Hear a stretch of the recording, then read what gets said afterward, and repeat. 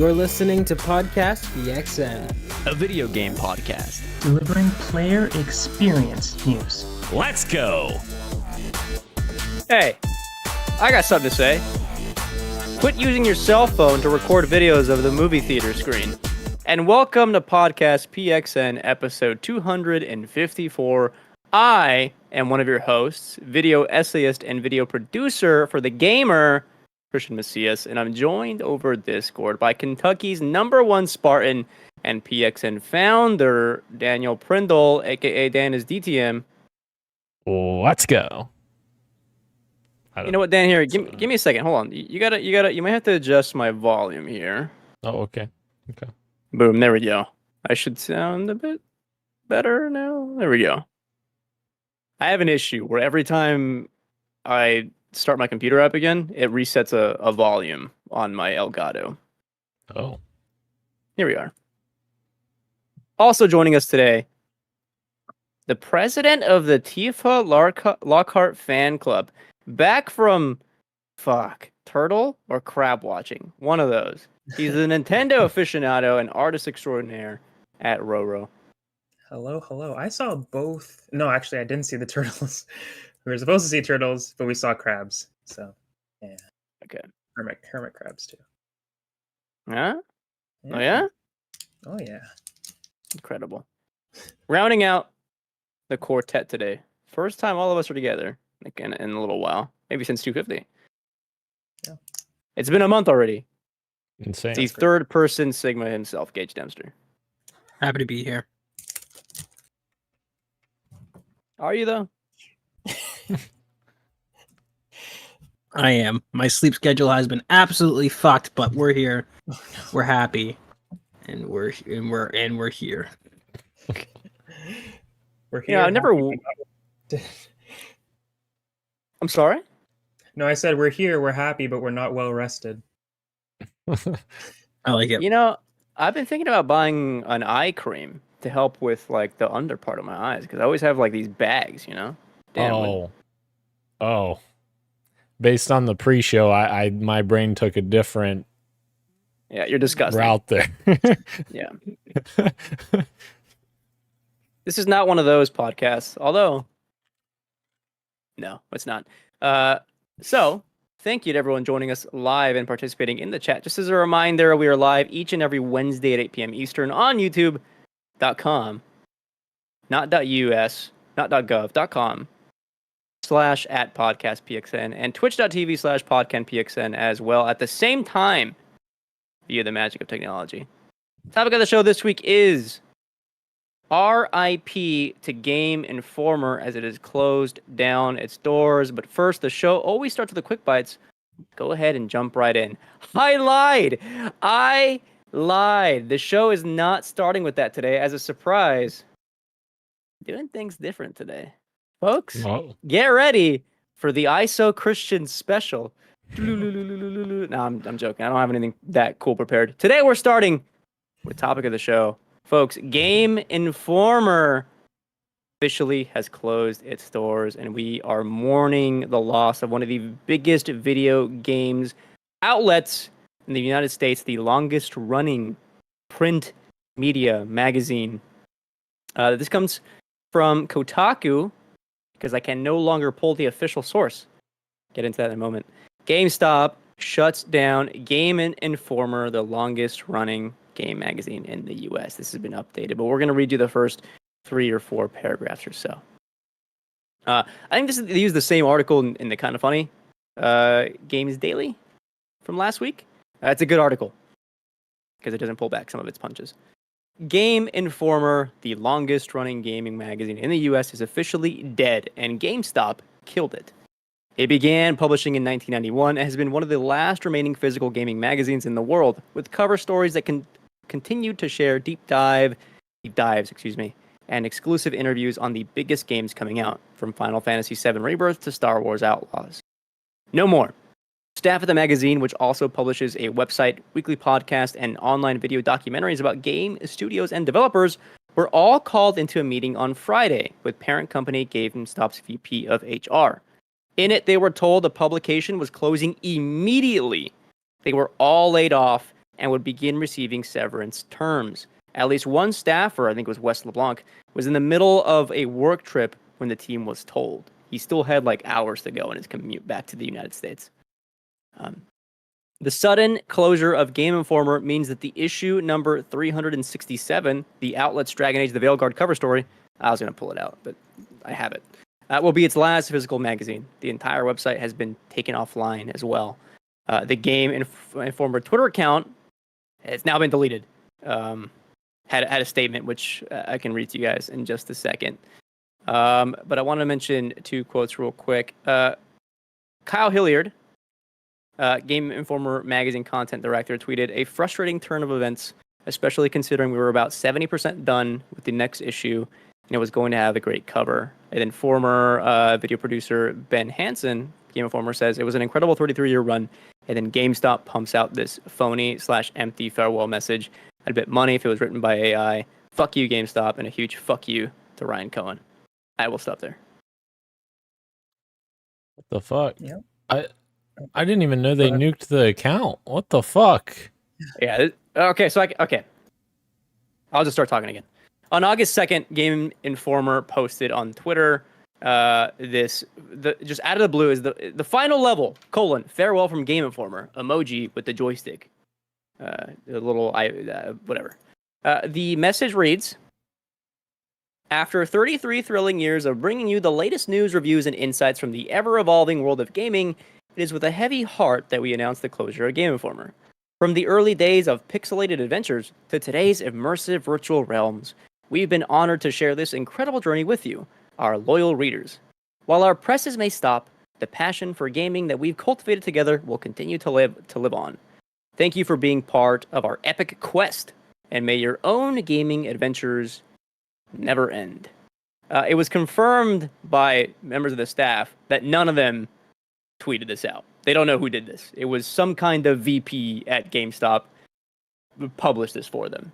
It seems like it was AI. Lo and behold, one of these tweets I have here, I think that Dan shared, they ran this through an AI online tool to see if it is online generated, and it spat back 93% AI GPT detection, which means some kind of GameStop person just fed this into a fucking system and was like, come up with a message. So yeah. So Dan, to answer your question, days later, on August 5th, somebody from that GI team went online to the Twitter account and posted an actual message. They posted, "Our 33-year legacy deserves a genuine goodbye," written by a former GameInformer member. "We're heartbroken by the shutdown of our publication, yet we leave with pride knowing we poured everything we had into it. In the words of our editor-in-chief, be well, play well." And then they posted images of the entire 12-person staff up until the moment that they got the studio, the publication closed down.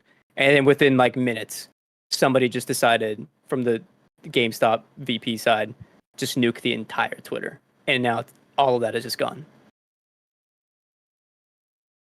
That's insane. Yeah. I'll say my thoughts until you're done with the rundown. Okay.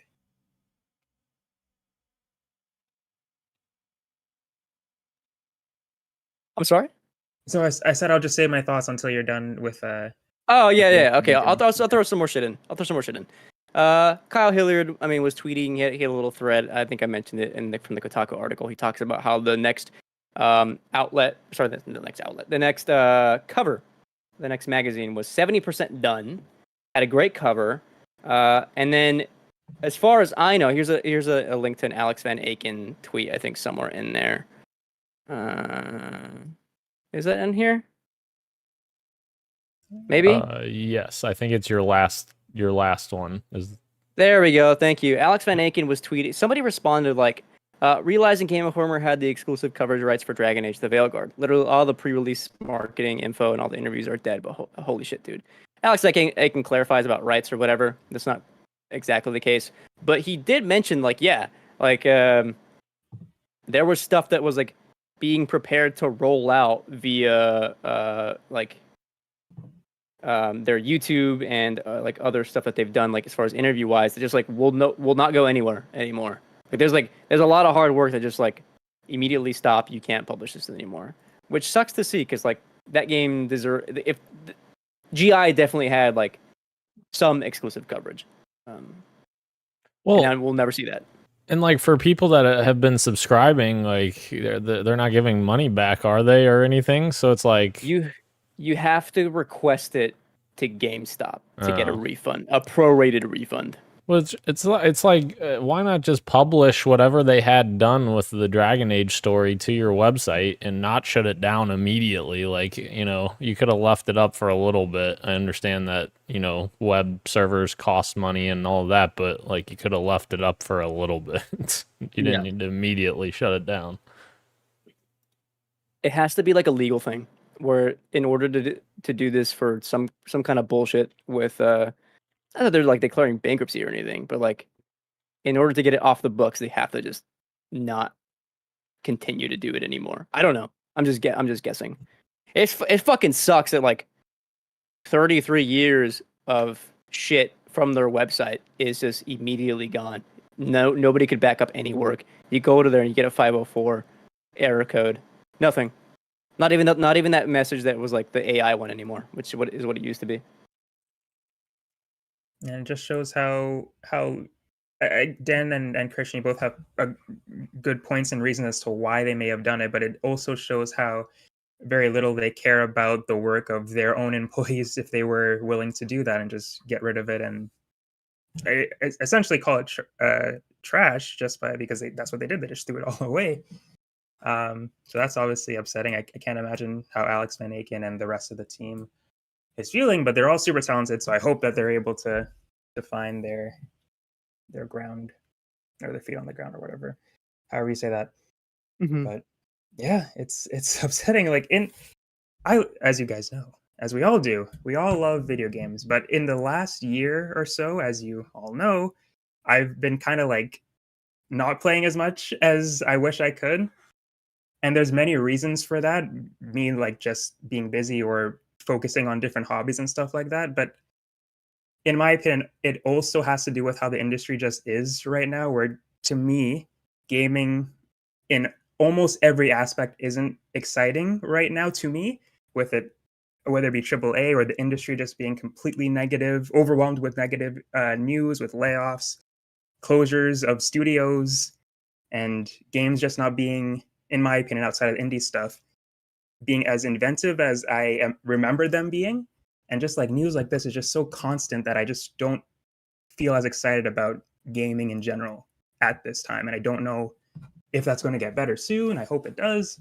But it seems like it's just like chugging in this direction. That's so annoying. I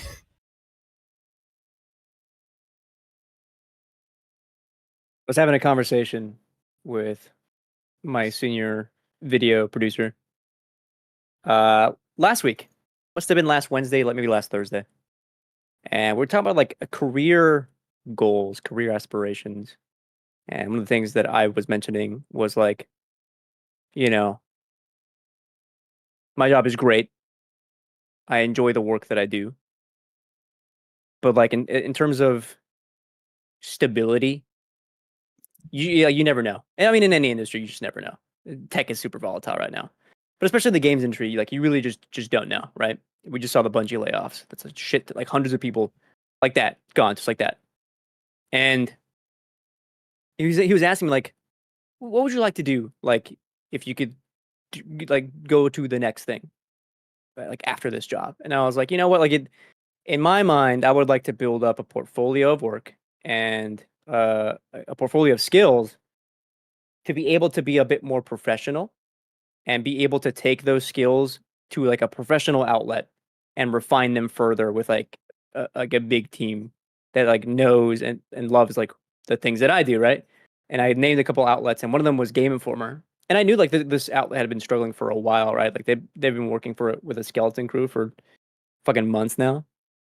And then less than 48 hours after that conversation, GameInformer just totally closed down. And I thought, and then I had that thought on Friday. I was like, what are the professional outlets in the games industry on the journalism side where you can make a livable wage and maybe be offered benefits.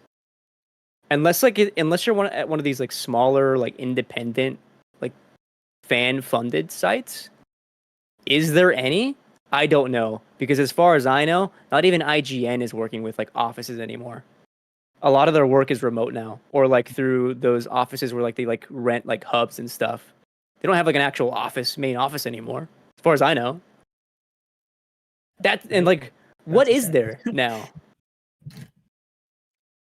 That's if you're if what you're saying is true, if IGN isn't doing stuff like that, like what hope is there? Is hope, but like what hope is there right now for smaller studios to be able to do the same and offer their employees stability if the biggest one isn't doing that? Sad. Which is ironic, because it's like how can you expect to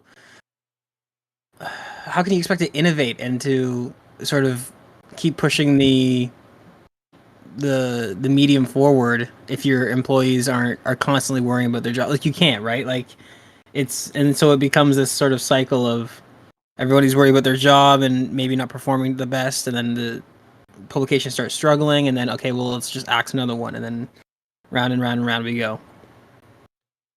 And we talk. Well, okay, I'm not going to go into this because it's in the quick bites. I was going to say something, but it's in the quick bites, so I don't want to go there. But yeah, it's the video game industry in general, both the development side and publication and editor side, is extremely volatile. It seems like right now, in terms of like just people being let go left and right, and it's absolutely terrible to see. And like, these people work their asses off in order to make a living for themselves and do something that they enjoy while doing it, and it sucks to see it flailing so badly. And I don't remember what all of them were, but there is Fanbyte before this. Waypoint, I think, was the other one as well. Remap Radio, Waypoint. Yep, they got Vice closed them down. Yeah, and now GameInformer. I'm sure there's a few other ones that I'm missing, but it's like it's so sad. And there's so many benefits to these outlets that I wish that they would invest in them and eventually see that payoff, because I think it's a valuable industry, but I don't know what they're doing over there. I don't know what they're doing. At a certain point, when do we get to the point where like the younger generation looks at these jobs and they're like, why do I want to work there? Right. Like, why do I want to do this? Because like I'm when I was a kid, like growing up playing the Halo trilogy, I had like this crazy like dream to work at Bungie one day, and that was like what I idolized back then. And now obviously look at Bungie, they're not in a great space right now, and they've struggled financially and with letting a ton of people go, and it's just like, it's crazy. I don't see how this could be inspiring for any younger person to want to get into this. On the back end of this, there are two things that I encourage you to check out. One is a statement from Matt Miller, the former and last editor-in-chief at GameInformer. He posted an actual goodbye. It's on his Twitter page, at Matthew R. Miller. If you want to go give that a read, I encourage you to do so. And then also, the very last video that GameInformer published on YouTube is a video. It's from their series New Gameplay Today. They were checking out a game called Scroll with a Gun. And if you go into the comments, it is all people just mourning GameInformer. I sent out love to the team, being like, none of you guys deserve this. Scroll that if you wish. All right. We're going to move on over into PXN News of the Week. We got two items here for you, things for us to discuss. Normally, I would put this into Street Meet, but because we have like official news coming out tomorrow and it seems like a lot of this isn't so much rumors as it is just now leak stuff. I would call this fair game to throw this into news of the week. So let's go ahead and talk about. That's right, baby. Call of Duty Black Ops 6. Over the past couple of days, maybe Dan has missed it a little bit. I've been seeing it, I think, since Friday. There has been leaked footage of multiplayer gameplay of Black Ops 6 playing on last generation hardware. In it, you can see some assault rifle gameplay. I've seen some MP5 gameplay, sniper gameplay, and everything, of course, showing off the new Omni movement gameplay mechanics, where you can now sprint, slide, and dive in any direction. As far as people have seen through these leaked footage as well, jump fatigue is no longer a thing. You can jump as much as you want without like the game nerfing you after like 1 or 2 jumps. And then as of today, the game has already been jailbroken and modded. So now low gravity is in there, as well as third person, I believe. I don't know if that was an official game mode or if that's part of the mod, but I do know low gravity is in there. Which bummed me out because the beta isn't even out yet and already the game is broken. But then I was also trying to read online about like why this could happen, and I think it's because it's like not an official release. It's just easier to have like there is no running anti-cheat on there because it's not like a public build, which I think makes sense. Maybe the final release won't have stuff like that so easily accessible. I will stop there. Who has Gage? I'm assuming you have thoughts on the league gameplay.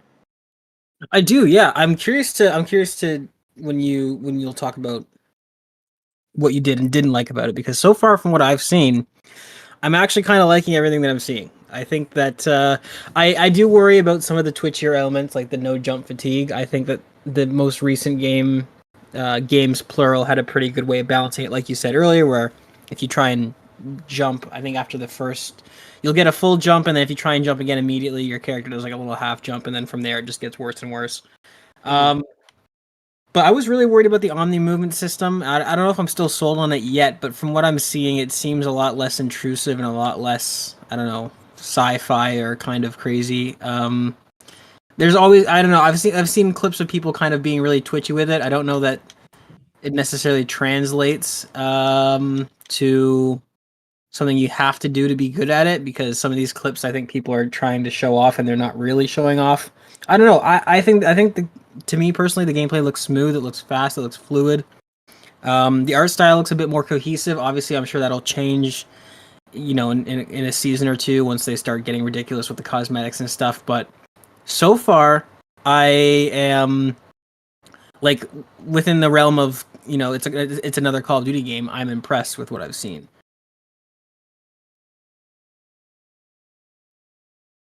Yeah, I'll go next since Dan has nothing to say. All right, I'm looking stuff up right now. Yeah. All right, take your time. I'm on the opposite end. With the grain of salt that it is a last gen game, and graphically it will look different once it's on my screen. For me, when I think of like a 4-year development cycle, the longest in Call of Duty history, I was expecting not a graphical jump, but a jump in terms of like what the game would maybe kind of look like, or even visually see what it would feel like. When I think about the differences between like Advanced Warfare and Infinite Warfare, and then to Call of Duty Modern Warfare 2019, like that game like looks different, like they really did some work on like resetting Call of Duty, so to speak. So I was kind of hoping that, with 2 Call of Duty games kind of missing, people weren't big into Cold War, people weren't really big into Modern Warfare 3, that having a 4-year development cycle from Treyarch would give the series some much needed juice. And I saw the gameplay and I'm like, wow, this surprisingly does not look at all. I knew it would be another COD game for sure, but like I thought it would make me excited. And I saw it and I was like, wow, this really does look like another COD game. And I mean that like derogatory. Where I'm like, this looks indistinguishable from like Cold War even in many ways, or Modern Warfare 3. And I was like, I was expecting some crossover, but not this extent. And I was a little bit bummed. I'm going to reserve those thoughts until I actually feel the gameplay. That's the thing that's going to matter the most. Like What does that feel? If it feels good to play, excuse me, then who gives a shit? You know, all my thoughts are moot on that point. The one other thing that brought me back though is the sniper gameplay. People doing trick shots or trying to do trick shots with the Omni movement plus diving with the sniper rifle looked fucking sick. And Treyarch was like smartly like your aim is far less. What is the word I'm looking for? What is the word for good? Accurate. Far less accurate when you're diving with a sniper rifle. Okay. So it makes those trick shots like way harder to do. If you pull those off, I'm sure it'll like look cool for a kill cam or like even feel even better to do. So I was like, okay, you know what? Maybe this Omni movement does have some kind of juice for stuff like that. So I am a little bit interested. So forgive me, as I haven't played much multiplayer in COD in the last couple iterations. Minus we played DMZ and Modern Warfare 2, I think, Gage. But yeah. The thing that I'm taking away from this multiplayer gameplay is it seems like the guns sound like really good, really crispy. Yeah. I like the sounds in this game that we're hearing in these leaked footage. Sorry, I'm trying to talk and this won't stop playing. There we go. And I think that you're right, though, Christian. It does very much feel like just another COD, and I kind of expected that for the multiplayer for the most part. And, you know, obviously I think we would hope for it to be as good as it can possibly be, but I think at the end of the day, they kind of look at their casual fan base that mainly play the multiplayer, and they're like, yeah, they basically just want this again. And that's, you know, obviously not necessarily a good thing, but I feel like this looks a bit more polished though than like more recent CODs. Maybe I'm crazy, but it seems to be a bit more polished from this little snippet that I saw. I think I'm most excited for the zombie stuff though, and see what interesting things they do with that. And if they can actually, yes, and if they can actually tomorrow.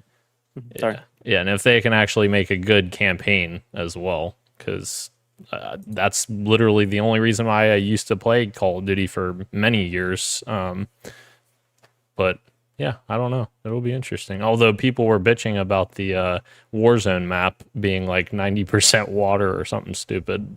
So I don't know if that audience may be a little angry. Some news from Zombies. The rumor, or I don't know if it was a rumor or if it was a leak, but if you play Zombies in single player, you can save your game and come back whenever you want, which is pretty huge. I don't know if it'll add that for multiplayer as well. And then, gosh, you mentioned something with multiplayer. Completely forgot. I take it back. I don't have two things. I just have the one thing. Oh yeah, what's up? I got a bunch. I've been scouring the internet for all this stuff, so I got a bunch of rumors about zombies. If you wanna disclose that. Oh, you know what? Fuck it. Let's hear it. All right. So, big changes is one of the biggest changes to coming to zombies. Ironically enough, is that you have now the option to buy a door or to donate to buying a door. So no more fighting about who's got to buy the next door. You guys can all contribute to it. I don't know. There will still be fighting. I donating. Exactly. There still will be, which is part of the charm. I feel like part of the charm is zombies.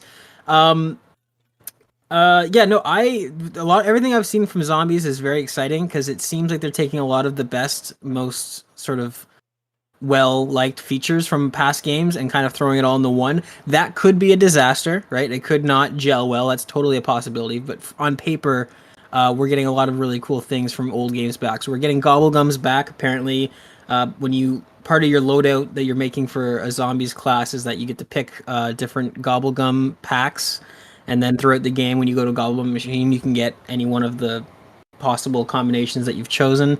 The scrap system is coming back, which is I really, really liked from Cold War. It felt like it made the game longer and kind of like you can grind more throughout inside of a match. So like you're gonna start off with your weapons kind of being a gray tier, and then you find enough scrap, you upgrade it to a green tier and a blue tier, and then so on and so forth, and your weapon gets stronger. You've got no more operators, which is cool too. You're playing as defined characters. It's been, oh my god, it was gonna be like 5 or 6 years since that's happened. They've just kind of done the whole, you play as Nicki Minaj or multiplayer characters and zombies, but now we're going back to like set characters, presumably with like storylines and Easter eggs that they'll be talking about as you're playing. Again, as somebody who loves the old school zombies, sign me up for that. That sounds cool. So lots of features like that are all, of course, rumored. We don't know anything for sure yet, but to me at least, it's shaping up to be a return to form while also keeping a lot of the lessons that they've learned from newer entries, like the scrap system and stuff like that. And guided Easter eggs apparently is going to be a thing, so you don't have to kind of completely guess or to be an internet sleuth. There will be kind of hints to tell you what to do, and yeah, I don't know. To me personally, from somebody who absolutely loves Cold War's zombies, this sounds really good. I'm liking everything I'm hearing so far. Are we gonna do the Easter egg zombies? Are we gonna play that together? Absolutely, Yeah, I can see it, yeah. we are. There are two things for multiplayer I remember what I wanted to bring up. One is that there are screenshots of the UI out there, and who would have thought just going back to a vertical UI where I can see all my created classes is Yep.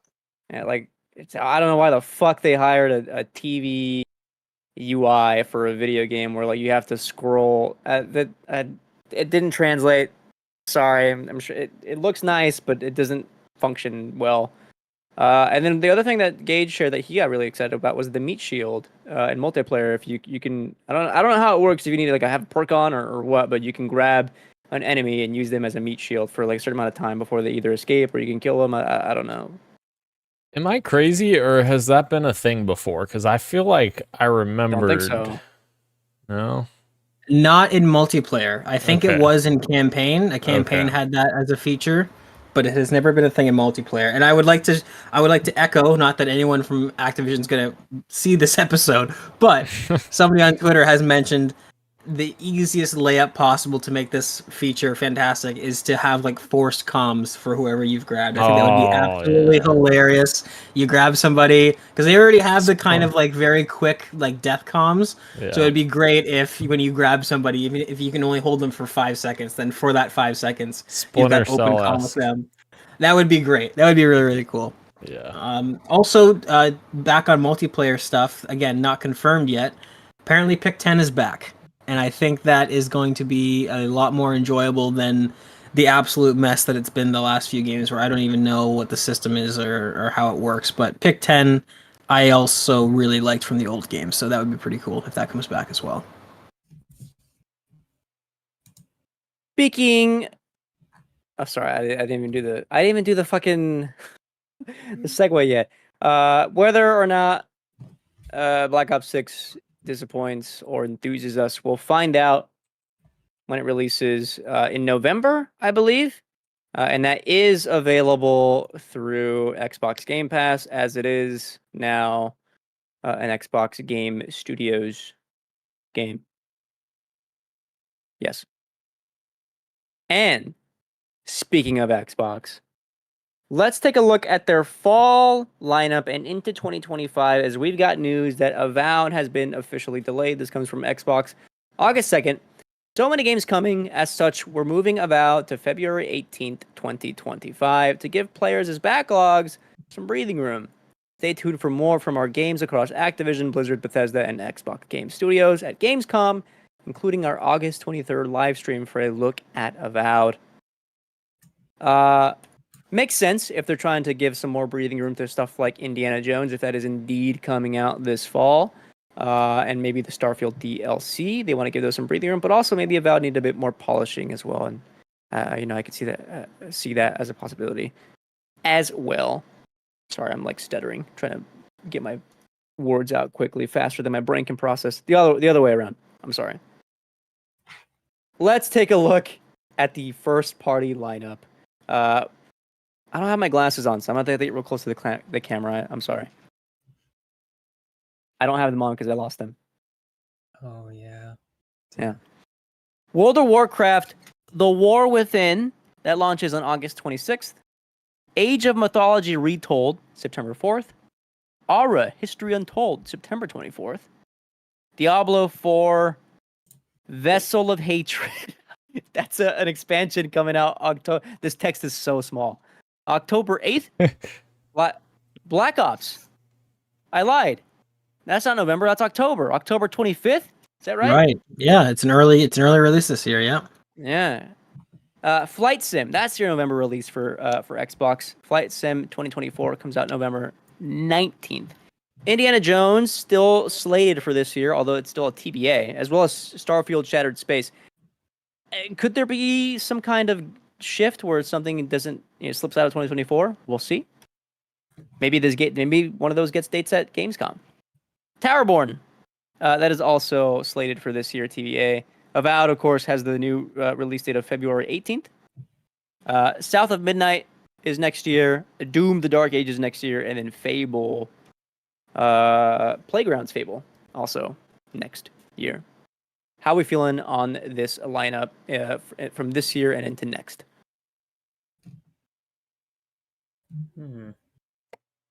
If I'm gonna jump in, and I don't ever want to speak for Dan, but I think Dan and I are hoping for at least one or two more games that have yet to be announced for this year. Oh, that's sure. Oh, this year.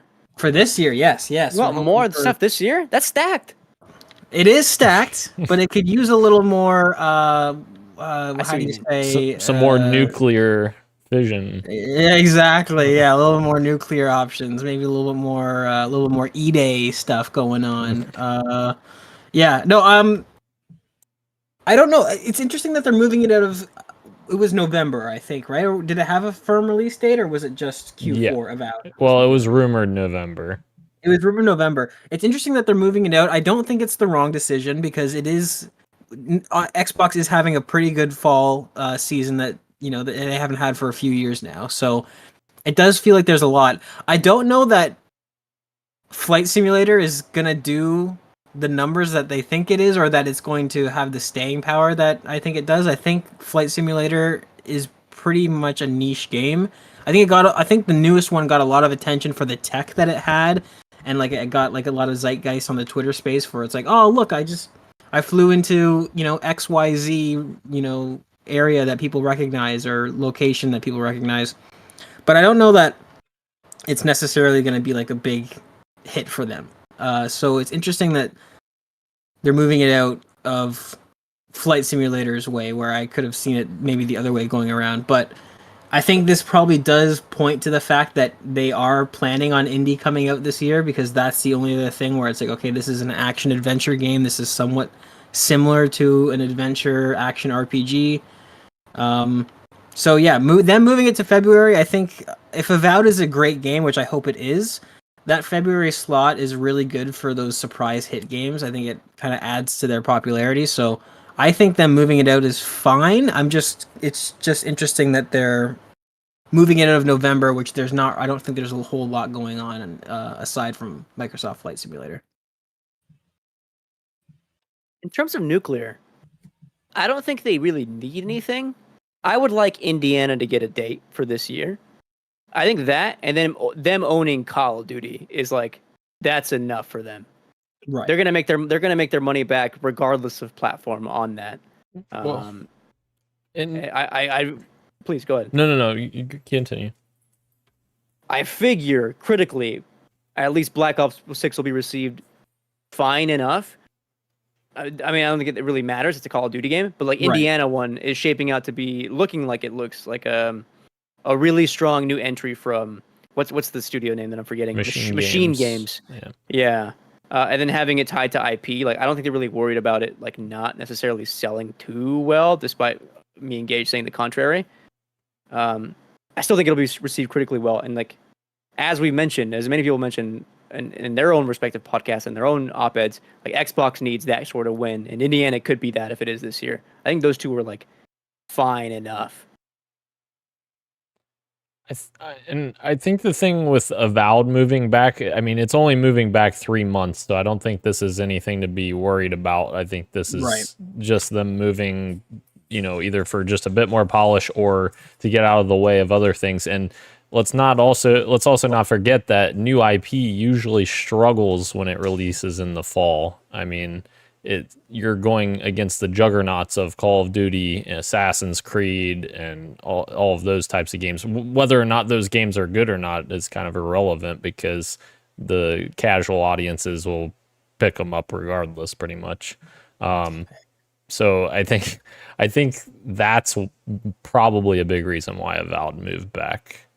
I hope it doesn't get because February and March is starting to become the fall for games recently, so I hope that doesn't happen, like where something crazy comes out in February next year.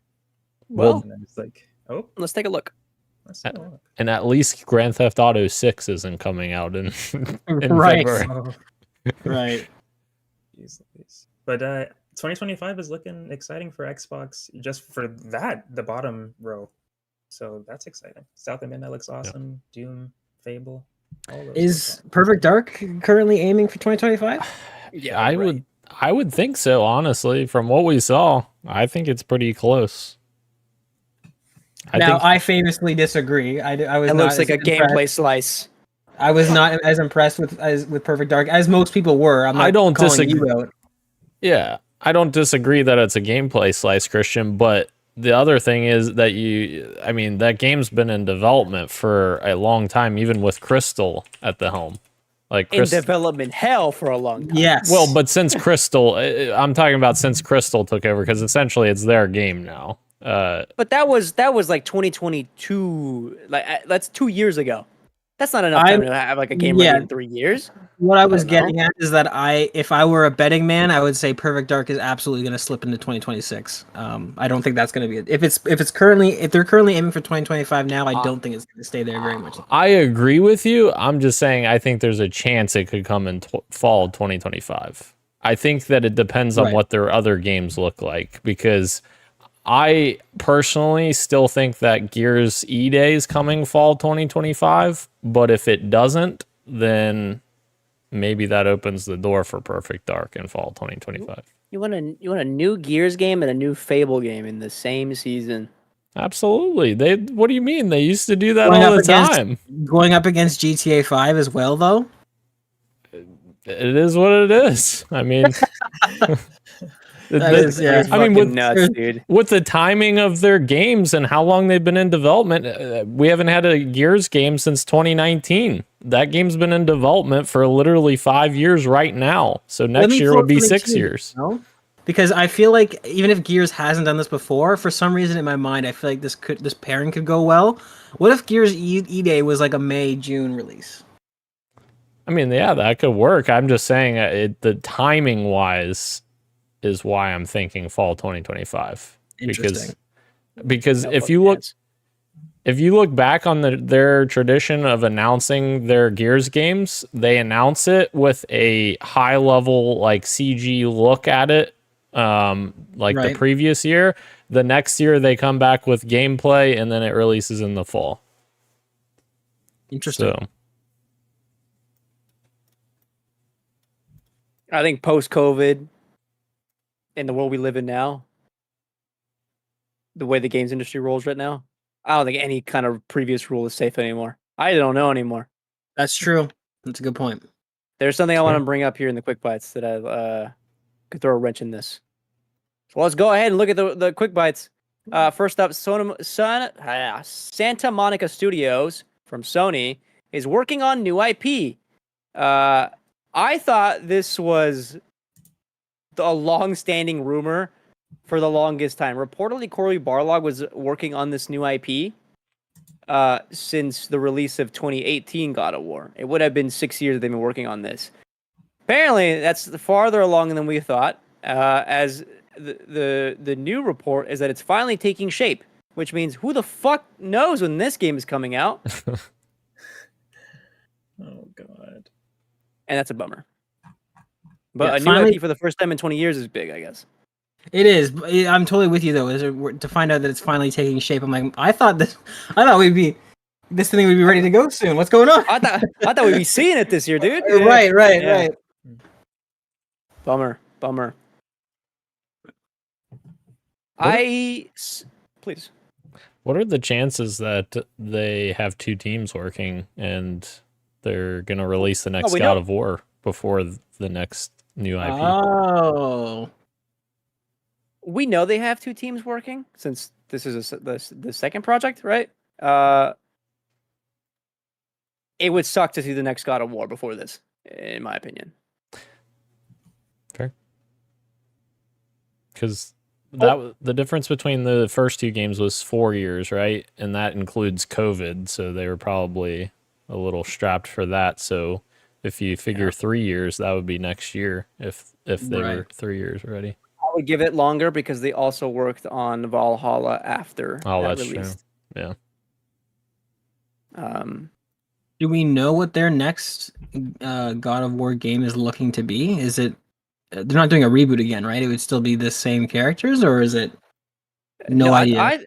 I thought like it was just the duology and they would do something else after. That was what like long-standing interviews. That is what the goal was. Like this is going to be a 2-game thing, right? Because the last trilogy took like 10 plus years to make, and they look at trilogies from other games. Like we don't want to be spending a decade working on one story. Right. But now sales figures are so good. Like maybe Sony's like, you do the new IP, but also have a separate team working on something God of War. Atreus, maybe another mythology. I think that's what they're gonna do. Content. I'm sure it'll be fun. I'm just being a hater. Speaking of being a hater. The subtitle of this podcast episode is called Mourning Video Games Journalism. We are mourning it today because in many industries, including the games industry, no longer are many publishers seeking out online critics to preview their stuff, although of course that does happen. They're also seeking influencers, and Ubisoft reportedly gave YouTubers VIP Disneyland trips as well as free yacht rides in order to hopefully get good Star Wars Outlaws press. There are a couple of tweets here. One from Chewy Live. Ubisoft and Star Wars flew me out to California to play Star Wars Outlaws, interview the game director and lead writer, and meet the cast. I am beyond grateful for this amazing opportunity. VIP tour of Disneyland tomorrow. At least he's disclosing it. And then this is what really bummed me out.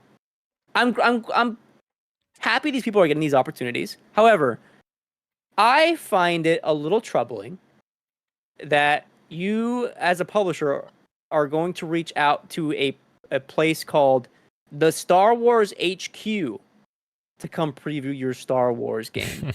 Right. The Star Wars HQ writes, built an epic lightsaber at Galaxy's Edge yesterday with fellow Star Wars Outlaws content creators and explored the park. It was an absolute blast. There's somewhere in here in the same article that I linked to. There's somewhere about the yacht ride. This kind of thing is troubling, I think, to me. When you're not so much that you're like paying for them to have a good time, because obviously these kinds of themed events happen all the time. Press get flown out to a different country to come preview a game, and like their hotel is comped. They're treated to dinners and stuff. Like that is a nicer experience. Maybe not one that's themed per se, but like these things do happen. Those things are disclosed usually, right? But for me, what's troubling is like these aren't critics. These are influencers on YouTube and TikTok who, maybe they do get a bigger draw in today's age, but like that to me is like biased reporting that I don't think should have a mainstay and stuff like this. That sort of thing is really troubling to me as an audience member who likes to be informed. They get stuff that is like enthusiast press and rather than critical is a bummer to me, and it sucks to see like big publishers operating in this way. Right. I think it also depends though, because there's also some really good journalists that are now doing their own thing, like YouTube and the such, that I feel like Oh yeah. are doing great work. Like fuck, what's his name? He did video documentary series on a bunch of games. I don't know why I'm Danny blanking. O'Dwyer. Yes, thank you. Like the stuff he does is really great, and yeah, people like that. I think that kind of stuff would be fine. But yeah, when you're flying out Star Wars HQ to fucking a Star Wars Outlaws event and then taking them to Disney on your dime, that's So ugh. in the movies industry, the thing lately that they've been doing is they're getting TikTok accounts to either come to like what do you call those red carpet events and interview people, and it doesn't lead to good questions, obviously. But the other thing is like come preview this, get an early screening of this movie, and then they'll use quotes from them in like either the poster or the trailer, and it is like the most biased like account name you could fucking possibly imagine to watch. Right. The newest episode of fucking the Star Wars show or a Marvel TV show. It's like, holy, like I don't trust this because like look at the people that you're like grabbing for this poll quote. Anyway, I think I'm with everybody. I agree with all the points that are being said, but I agree with Dan with Pens. Like I think it's not bad to fly that Star Wars outlet out, but I think it's bad if it's just them. the Like, only sure. Yeah, you should have like a combination of critics and Star Wars. Like it's great that I think it's great that they flew a Star Wars focus influencer out to have him That's fair. experience that and then bring it back to his audience. I think that's good. That makes sense. But, sure. Yeah, it makes sense. But to just do that is I agree with Christian where it gets a little troubling when we're like, they obviously have a bias towards Star Wars, which is good. They're fans. They should be able to experience that and share it with their audience. But you got to have everybody experience it too. It's weird when like critics just had hands-on previews of the game like a week before, you know, and here we are when like these like enthusiast press get like VIP tickets to Disneyland and all these kinds of experiences. Like I don't think the critics got. Yeah. Well, I don't know. This is when we need to start asking the hard questions. Christian, have you been to Disneyland? I wish. Well, and I think. Sorry, go ahead. No, tell me you haven't. I want to hear your voice. Oh, I think part of the issue that I have too is it depends on like, it's one thing to comp somebody's stay and to comp their meals because if they're not local, you're flying them to come experience your product. Like that's one thing I think is fine. But like the other thing that kind of raises a red flag for me is like you bring the Star Wars guy to experience the Star Wars product, and that's fine. But he's talking about all these other Star Wars activities that are not related to the game, and he's gushing about, like he was gushing about being able to build his lightsaber. And to me, it's like, okay, this kind of feels like you're fluffing these people up just to get like, you know what I mean? Like that's the thing. Like it's one thing to invite them to come play the product that we're working on, and we're gonna comp your stay, and you don't have to worry about food here. But then when they give it all these extra goodies that are unrelated to the game, that's when I start kind of raising eyebrows. But to the point of like whether or not, you know, they're from YouTube or from where, like you guys mentioned with Danny O'Dwyer, like I feel like it doesn't really matter what platform you're a part of or if you're even connected to a larger media outlet. It's that part doesn't bother me. It's more so the practices of, okay, does this feel like you're trying to butter people up just to get sort of better reviews? Yeah, and to that point, the people who, especially YouTubers and influencers, as we've suggested, maybe an influence to say positive things so they can get those opportunities again in the future and get buttered up and get those yachts and get the So I see both sides for sure.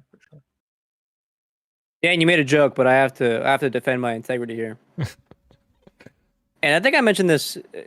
So this is gonna be redundant because I think I sent the VM in the PXN chat. So stay with me. But now you made it public. I gotta make it public. You bitch. When I went to Summer Game Fest, the Ubisoft Theater was off campus, where they held the preview events for Star Wars Outlaws and Assassin's Creed Shadows.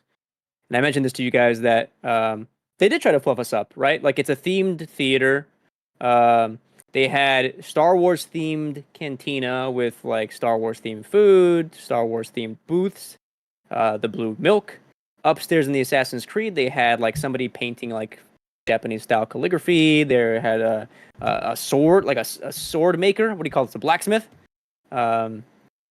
Japanese food available to us. They had a picture of a dude who would turn you into an assassin. I got that picture. I sent it to you guys. The hope is that like you have such a nice experience, it translates to a better preview of the event. I happen to enjoy Star Wars Outlaws independently, but when I got interviewed by like the PR rep, he asked me for feedback, and the first thing I did was go over all the things that didn't work for me in the game. And he took those notes down, and he passed those on over to the team. My one note, I wasn't previewing Assassin's Creed Shadows. I didn't have to do a write-up, but I was attending the event. So I took one note so I can show my coworker there after the event to give him my thoughts, and my thought was like, "Damn, this looks bad." Like I will not shy away from like my honest thoughts, despite me enjoying my time at the Ubisoft theater. I have a picture of me on my speeder. It was cool. And you're referring to Shadows. Oh, yeah. Yes. Okay. Ubisoft, fly me out there. I'll shill for Assassin's Creed. You bitch. Just kidding. Let's move on. Our next quick bites. I gotta move faster through these. Despite what Naughty Dog told us a couple of months ago about how they reassessed with the team and were like, we don't want to be a multiplayer studio, which is fair. That's probably part of it. I'm just being an ass for the sake of this next quick bite. We have now more news from Push Square that Naughty Dog found Bungie's feedback on The Last of Us 2 multiplayer to be quote-unquote extremely helpful, and thus persuaded ND to purportedly can the multiplayer project after discussing it with Bungie. Seems like it was stemming more from this than it was the latter. Our speculation was correct if this is indeed true. And that is, to me, sir, a fucking bummer, because if it were me, I would not be taking advice from Bungie in 2023 with their fucking live service game that has been struggling for fucking years. I like Destiny as much as the next guy. I always think about going back. The fucking story content, I'm sure, is fantastic. I'm sure the campaign ruled over with the latest expansion. The state of the game, writ large, has been troubled for years. And to see them, like, there's also the report of them lying to persuade Sony to buy them, the mismanagement from management. I don't know, man. I'm very disappointed that, shelving the whole project altogether after spending fucking years working on it and what sounded like would have been a really cool project, even if it didn't work out in the long run.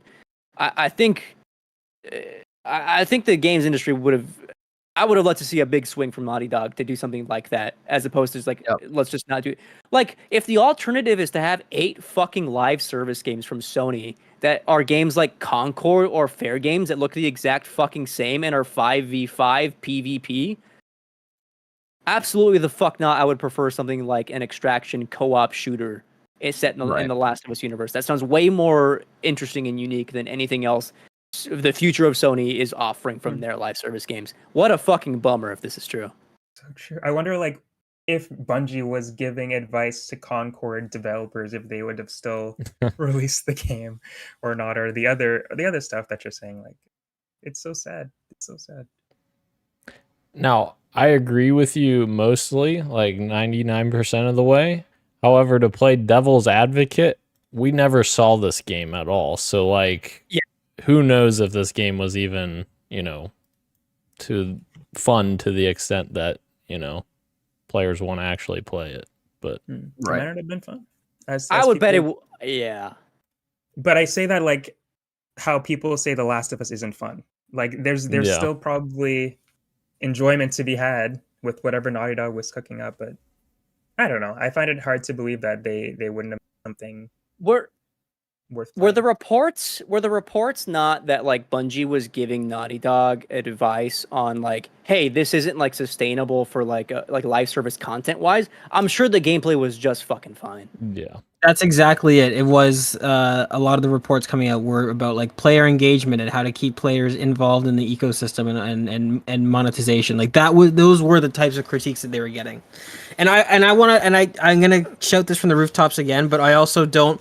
I don't buy for a second that Naughty Dog, as talented as they are, and as the amount of brilliant things that they've done in the not only in just storytelling, but also in like in tech and in gameplay design. I don't believe for a second that nobody there thought that maybe there's an option between going all in as a live service studio and just making there's and canceling the multiplayer game altogether. Like there has to be some sort of in between option that could have been explored. I don't know why it wasn't.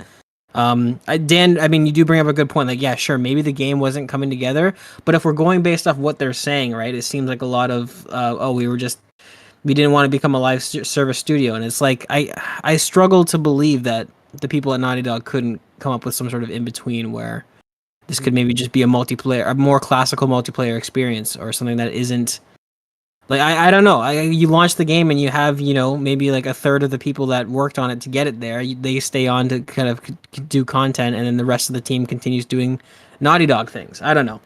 Hopefully, the pie in the sky sort of silver lining is that hopefully maybe this does translate to a multiplayer experience in the next single player game, and that it wasn't all for naught. That would be the best possible scenario. But I still, I don't know. I'm with you, Christian. Like, this just sounds on paper like a fucking great idea. And that may actually make it better if it is in Last of Us Part 3, because then maybe it's not pushed as a live service and it's just pushed as this cool thing that you get to experience. My only worry though is that it maybe turns in. Yeah, I mean, you're right. You're right. I just hope that we get something more than just the typical deathmatch experience. Even though Factions 1 was fantastic and like way better than it had any right to be. The idea, specifically the thing that lights up my goblin brain, is the idea of an extraction type shooter in the Last of Us universe. So hopefully we get something like that in the Last of Us Part 3, because that would be amazing. It boggles my mind that if the advice was like, this is not life servicey enough, you have to be, you have to find ways to engage and monetize this thing. And they're like, oh, fair enough, we'll cancel it. But you also have, like, at the same time, a partnership game like Helldivers coming out that is, like, the right way to do live service. That is not the typical way that other live service games have been. Right. Is like, the proof in the pudding is, like, literally right there. You have, like, a game that had, like, it's... Granted, months removed from Helldivers release, player numbers have dropped, but, like, it was thriving for... It's time for a smaller game. I don't doubt that like they could have figured something out. But yeah, as Dan mentioned, like he's right. That is years of concepting, programming, ideating that can be fruitful for inserting those whatever into something for Part 3. Time will tell. Okay, now for real, getting through these faster. Warner Bros. Is looking to sell off its games division, a report claims, which is crazy, as Dan pointed out in our public chat on Twitter. Sorry, private chat on Twitter, not public. You can't see it. And they just went through like acquiring multiple properties for multiverses, and then here they are dumping it out. Zaz Labs team, man, the way they handle properties is just fucking insane. I mean, they're looking to separate Warner Brothers and Discovery. That Wonder Woman game is not coming out. Dude. Wow. Yeah. That's so sad. Tomorrow, Call of Duty has some competition. Splitgate 2 will be seeing it in action tomorrow. I think there's like some kind of competition with the devs team. I don't know. It looks like a 4v3v3 or a 3v3. I don't know. That'll be happening tomorrow. For Warhammer 40K Space Marine 2 got some hands-on previews. There's a long roundup from Shinobi, who did some really great work disseminating a lot of previews from different outlets into one big tweet. You should check that out. But all of them, I'll distill it even further to one sentence here. It's looking really good. A lot of people are really excited about this entry in the Warhammer series. More on that in just a second. Mourning yet another game studio, Meta has closed down Ready at Dawn, the developers behind games like Daxter, God of War Chains of Olympus, and God of War Ghost of Sparta, as well as games like The Order 1886 and then the VR Lone Echo series, one of the which I played and was fantastic. Very, very sad that the studio went down the way it did. What a bummer. 2024, the worst year for video game developers. After 2023 was one of the worst. Yep. And the last quick but I have written down is regarding Borderlands. My former managing editor, Sam Woods, who now writes for The Gamer, did a little science experiment and ahead of time looked at the 25 biggest movie theaters in the United States and looked at the 2 opening night. Oh, God. I looked at the opening night times, both slots, and looked at how many people were buying tickets for these 2 opening night slots. And the results are harrowing. The biggest theater is the AMC Lincoln Square in New York, and the first showing at the time of writing or publication was that it had only sold 1 seat out of the 173 seats available. The later showing is at 25% capacity, so it is looking a bit brighter. But then you go down the list, the Metreon in San Francisco has 3%. 3 seats out of available, 116 available for its prime time showing. The numbers get worse. Some of them have 0 seats bought from these at the time of writing. I'm sure maybe it has better seats now, but it's not looking very, very good for Borderlands, the movie. We also have some news that people are calling it lifeless, unfunny, etc., from people that have now seen it. It's not looking good. It's not looking good. And Dan's going. He's excited. No, Dan is not excited. Let me fucking clarify that. Dan did not want to see this movie vehemently. I told my friends, I was like, there's no way I'm fucking seeing this movie. And then they're like, we're seeing it on Saturday. I'm like, no, this looks horrible. All the trailers looked horrible. It hasn't looked good a single time I've seen it. Oh, God. I bet you're excited, huh? No. If only Randy Pitchford had invited you down to build your own claptrap, and then you maybe would have been excited. You know what? I might have changed my mind. This is actually a great movie. You know, this movie's actually not bad. We're going to move on over into our fantasy draft check-in. We got some huge shakeup in the lineup. And Gage, I have a bone to pick with you. Oh.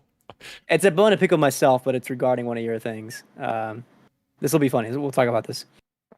We had some movement happen over the weekend, particularly from 2 publishers, Eternal Rose Software, that's me, and Maidenless Gaming, that's Gage. Let's go through it chronologically. At the bottom here, the very first thing that happens is that Maidenless Gaming acquired Lego Horizon Adventures. No competing bids for this game. Acquired it for $5, I assume? Yeah, bid amount was $5. And that went through just fine. Congratulations. Then you counterpicked Dragon Age the Veilguard for $5. No competing bids for that game. And I think that's one that I have. I think you counterpicked my game. I did. I don't know why. The main logic at the time was fuck you. And I think that's kind of where I'm still at. That's crazy. I don't know why you would counterpick something like that. That may be worse than Rose's counterpick of Black Ops 6. No, it's not, because you know what? Well, actually, no, I think they are pretty similar. But here's the thing.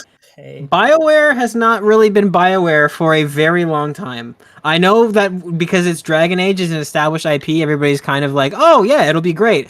I don't know that I have the confidence that it will just be great because it is Dragon Age. Did you forget that outlets had hands-on previews for the past month, and all of them were raving about how great this has been looking? Did you just forget one of the topics of the show we discussed today? Critics, motherfucker, not enthusiast press. Critics. Okay, all right. Well, and the last game in the series was like a game of the year winner. So Well, there's that. I'm thinking my counter pick was better. yeah, I think so. Counterpick was better. Yeah. All right. Well, Eh. hey, listen. Anyway, you then made a $5 bid for Warhammer 40K Space Marine 2, and you got it. And this is where I'm going to butt in here. Is that I thought about grabbing this game too. I was going to grab it, and I was like, you know what? I'm going to go for something else. Because I don't know about this one. I don't know. No, I should have just went with my gut and got it anyway. Right. Because this game, the previews of this game, looking crazy. But you got it. So there's just some. Well, you're gonna get your Dragon Age the Veil Guard counterpick points back with this one. I've been debating for weeks to pick this game up and dropping Replaced because I'm fucking getting nervous with Replaced coming out. It's not coming this year. It's not confirmed yet. They're still saying 2024 right now. So, and I only have $7 left, so I can only change one more time. So I have to be certain I'm gonna be ready to change. Fair. Gage picked up one more game, and that was Football Manager 2025, another $5 bid. This is where I get to chime in and say, oh, sorry, Avowed is the game that he had too, right? Yeah, I did. I dropped Avowed. dropped it It's not showing It's at here the that you top. did the drop. at the top. Oh, yeah, those are drops, yeah. We had a couple of drops in, and I'll go over this in a second. Yeah, the rumor was early in the week that Avowed was going to be delayed, and so my little ass was over here being like, "Oh hell yeah, I'm gonna counterpick this." Gage is not gonna pay attention to this. So I try to counterpick it, and then a day later, Xbox confirmed it is moving, and so it was not successful. My counterpick was not successful, and then Gage dropped it anyway. So bye bye, dude. But I did end up dropping Mina the Hollower because they just had an update maybe like 2 weeks ago.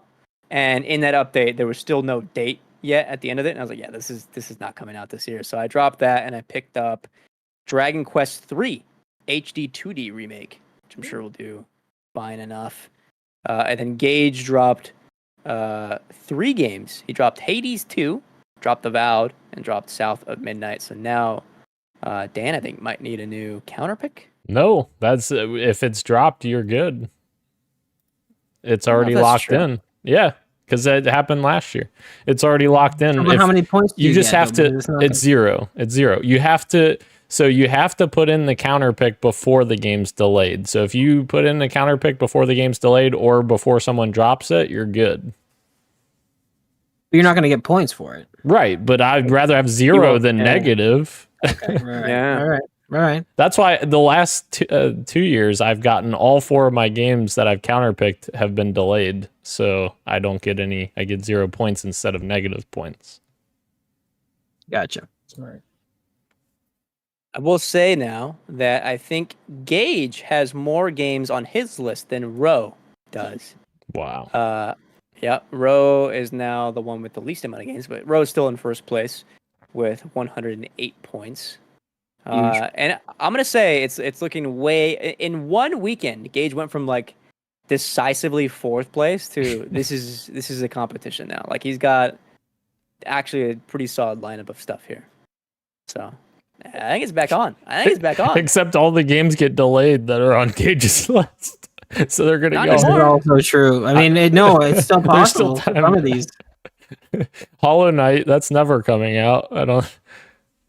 True. Yeah. I think my plan this year was pick a lot of games that Christian likes so that even if I lose the fantasy league, he's still down in the gutter with me because that means all of his games didn't come out. And I'm right behind Roe. Oh God. And I'm right behind you. I'm 104. And yep, you're at 95. Gage is at 17. That's It's been a rough crazy. year. Yeah. It's been a rough year. It's been a rough 3 years, Gage, in fantasy critic. Shut up. Yeah.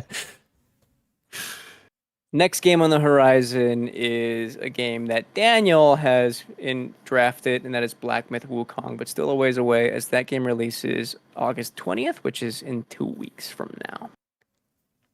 Or a little over 2 weeks. Closing out the show today with an update from all of us. What you got for me? Daniel, what have you been playing? Let us know. Well, let's see. What have I been playing? What have you been playing, Dan? Hang on. There's one that I'm forgetting at the moment. So I have to look at my notes. Somebody else go real quick. Fuck. Let's get Ro out of the way. Ro, what you got for me? Don't pick at me. I'll go right back to Dan. I have not played anything since I played Dressed in Press Roblox. Hell yeah. Hell yeah. Oh, Okay. Jinx. So I played some games with the boys. You Suck at Parking. I played that game. And Daniel does. You do suck at parking. I was very tired that night, so I was already groggy as shit. And then we played this game, and I'm just like, I'm not in this headspace to play this right now. And I was getting frustrated and more frustrated the more I played it. So I actually played it again the next day, and I played like the single player, and actually had some fun with it. So It's a fun game. Good ass game. It's a good ass game. And then Gage and I also played Turbo Golf Racing, which was kind of interesting, like where you control I've played that before. Yeah, control like the vehicle to hit the golf ball into the hole. That's kind of cool. But as I teased last week's episode, Ro was here with me. I said there was one game that I was not going to talk about until everybody was here, and that game is an interesting one. And it all starts with us playing Played Up, Gage. And we're playing Played Up all the time, and I'm just like, this game's fucking awesome. This game's so much fun. And I'm like, yeah, this is awesome. Gage is like, you know, this is a roguelike, right? And I'm like, what? No, it's not. This is just a fun fucking game. We're going at it. He's like, no, you can't win. You're just playing over and over. And I'm like, fuck, you're right. I guess I do like roguelikes. So, that being said, I purchased the game Hades and played that game. I played like literally the first two sections first two runs I played, and I was like, all right, I'm fucking hooked now because this gameplay loop is very fun. And I then proceeded to play for about 3 hours on my first playthrough because I'm like, this is just so much fun. And I played multiple days, and just like the sheer enjoyment of going back to the same spots over and over again, but yet it feels completely different every time because of all the abilities that you have. And yes, this game is so much fun, and I completely understand now why you guys were lauding it for so long. And you played Vampire Survivors, dude. Like, that's true, and I love that game too. And you're right. Very similar idea. That's so funny you brought up Hades because I've also been playing more Hades too. I saw that. Sorry, more Hades OG. Yeah. You literally, I was nervous because you were literally playing it while I was playing it on Xbox. I saw you come online and you were playing it, and I'm like, fuck, I hope he doesn't look at his friends list and spoil the surprise that I'm playing Hades also. But I was just glad someone, yeah. So I'm assuming you haven't beat a run yet. Wait, what do you mean? Beat a area? Like how far are you into Hades? I haven't 3 hours. I haven't gone like through all of the areas, if that makes sense. I've beaten two of the bosses, Meg and the one after Meg. I can't remember. The Hydra. Yeah. The Hydra. Yeah. That's until he gets his other name. That's as far as I've gotten. And yeah. Well, this shit. Should I say what I was gonna say about Hades? Absolutely, yeah. Yeah, I just been playing more of it. It's so easy just to jump in and play for a little while, and because I've been helping Natalie through Elden Ring, but I'm not doing everything with her. Like some stuff she has to do on her own, like be on tour and explore, and then she'll like call me up and like, hey, can we do this like castle together, whatever? And like, I'll play. So while we're chatting and waiting, I'll be playing Hades, and I got my 9th clear, so I'm finally on the verge of getting the coveted 10 for the main campaign or whatever. so I'm on the verge of it. Very excited. I was talking to Gage. Like I chose trying one of the different weapons, and it was fucking awesome. But I didn't love it as much as like the original. I think the original weapon is still is my favorite. But even then, there was like more discourse that I found out about like the ways you can change that weapon. Like the community is not like a certain play style with the sword, and I do like that play style. I won't say what it is in case Dan comes across of it, but whatever. The way you can do your build with like the various upgrades in Hades is still fucking awesome. I still have like my coveted routine of what's her name with the owl pendant, with the deflect. Dan and I were talking about this as well. Yeah. Athena is the goddess. Yeah, Yes. I always go for an Athena deflect, whether that be like the special move or the dodge deflect, and then I change up my pendant on like the next area. But I always like starting with some kind of deflect. So from there, what is the best weapon to get as deep as possible? Because I really liked this sword for a while, and then I switched briefly. I've tried them all, but I switched all the ones I have unlocked anyways. But I switched briefly to the staff weapon, and I really liked that it gave me a bit more range. So I don't know. Especially if you stack it with there's an ability where you can get increased range even past that, and it kind of helps you keep like crowd control, keep them from getting on top of you. There's a feature. So in the game, you have all your different boons, right? Where the different gods will give you different abilities for your attacks. Those are the same no matter which weapon you choose. But I don't know if you come across it yet, but every now and again you'll come across a boon that's like a hammer. It's called like the Daedalus hammer or something like that. The upgrades on that are specific for the weapon. So you'll only get certain aspects for certain weapons. But then there's also the meta game upgrades as well, is that from the resources you earn in the game, you can upgrade the weapons in your little sort of training area, and you can actually... this is what Christian was alluding to earlier, is that you can fundamentally change the weapon plays once you get enough resources to then change to get a different sort of weapon. And it changes the skin of the weapon, like it looks different. The bow and arrow starting, I think, is very, very bad. But one of the upgrades you can get, not in-game, like I'm talking about like actually upgrading the weapon with resources earned, one of the upgrades you can get for the bow is that... you shoot somebody, and the most recent person you've shot, you then do your special attack, and it fires a bunch of arrows that then home in on it, and like that makes the bow like incredibly good. But using the bow standard, I did not like at all. So like when you say like what weapon do you use, it's like it's a complex answer because there's so many different weapons because you can change how they play. So I don't know. I'm with Christian. I really like the sword, and then there's also like, similar to the bow, there's a upgrade you can do to the sword that changes it like in a big way. I like that as well. The bow upgrade that I just talked about is really good. I think Ro, you're a big fan of the shield, right? The kind of Captain America.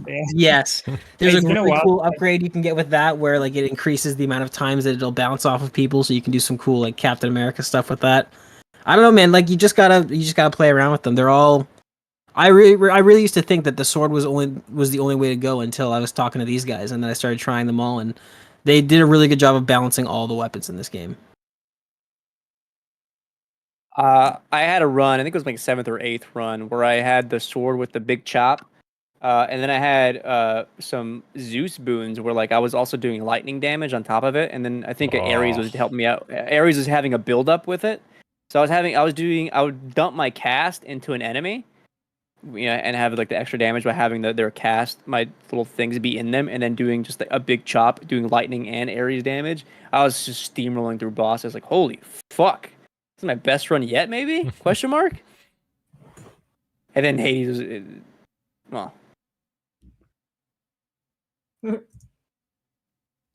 the Zeus power up. That's good. Yeah. Zeus power up combines really well with the shield, because like the shield, there's a throwing ability and it'll bounce around off enemies. And if you get the Zeus one where it's like a lightning strikes an enemy that's hit, you just throw the shield and suddenly there's just fucking lightning raining down everywhere. I want to watch Dan. I want to watch Dan stream the game. Yeah, I would love to watch Dan stream that game. Maybe I will. Are we gonna watch Are we gonna watch 2.5 hours of Dan play Hades instead of Planet of the Apes? Sounds like a good time either way. Anything else you've been playing, Daniel? That's it. That's it. Are you sure? Is there something I missed? Yes, there is. Yes, there is. Shit. So I can knew start. missed something. I can start something. Started playing through the Halo Reach campaign Oh, yes. for the very first time, and I said, how did Dan forget that he played? I know. I told him he's not the biggest Halo fan on this podcast. Oh, that's bullshit. Yeah. Doesn't even know where the quotes from the games are from. That's True. a lie. That's a Yeah. lie. That wasn't from the game. That was from the TV show. No, you said a quote from Halo Reach like 30 seconds before it happened, and I said like, "Oh, what happened to me experiencing this, Daniel?" And you said, "Oh, I'm sorry, I didn't think it was from this game." You didn't even know anymore. It's true. It Wait, did happen. I don't think that's how that went, but anyways. Anomaly detected or some shit. Black hole detected. I don't know, some shit Subspace like that. rupture detected. That's the one. Subspace rupture detected. Yeah. Subspace rupture detected. You kept saying it, and I was Subspace like, rupture okay. detected. And then it happened in the cutscene like 30 seconds later. But you don't even know what a fucking slip space is. It's when the space is slippery because of all the. So far, the Halo Reach campaign.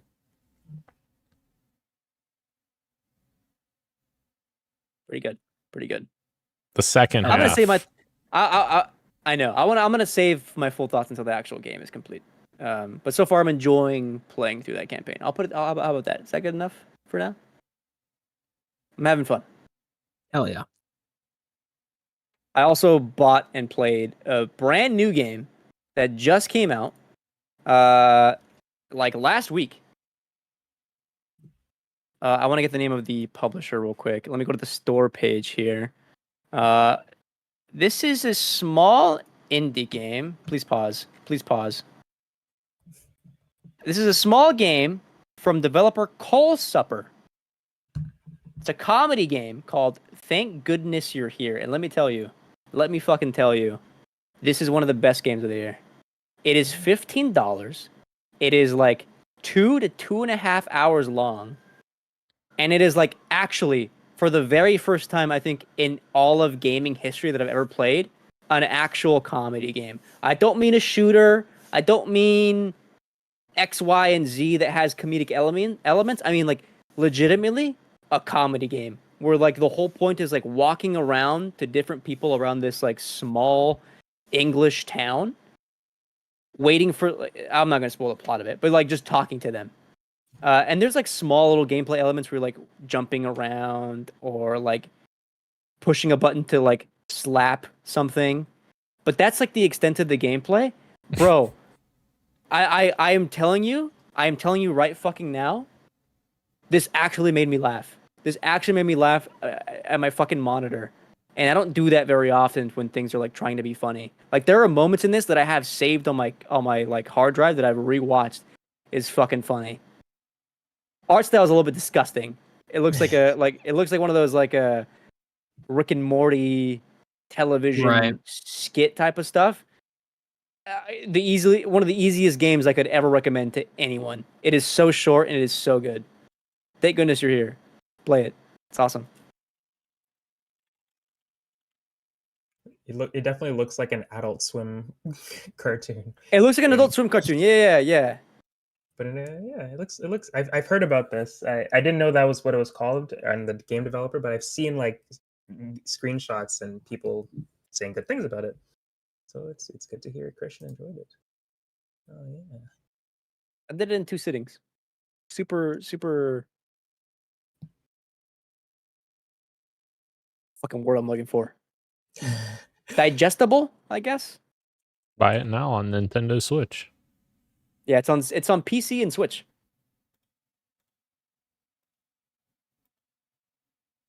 Gage would love this game. That's all I'm trying to say. You would fucking find it hilarious. It's on Steam, you said? It's $15. US. Oh, so $30 Canadian. Oof. Yeah. That's steep. All right, motherfuckers. Thank you again, everyone, joining us live on YouTube and Twitch, as well as podcast services everywhere, including Apple Podcasts, YouTube Music, Spotify, and everywhere else you get your podcasts. Thank you, Roshan. Thank you, me. Thank you, Gage. That's Daniel. And this has been Podcast PXN, and we are ending the stream. Much love and keep on gaming. See ya. Yeah.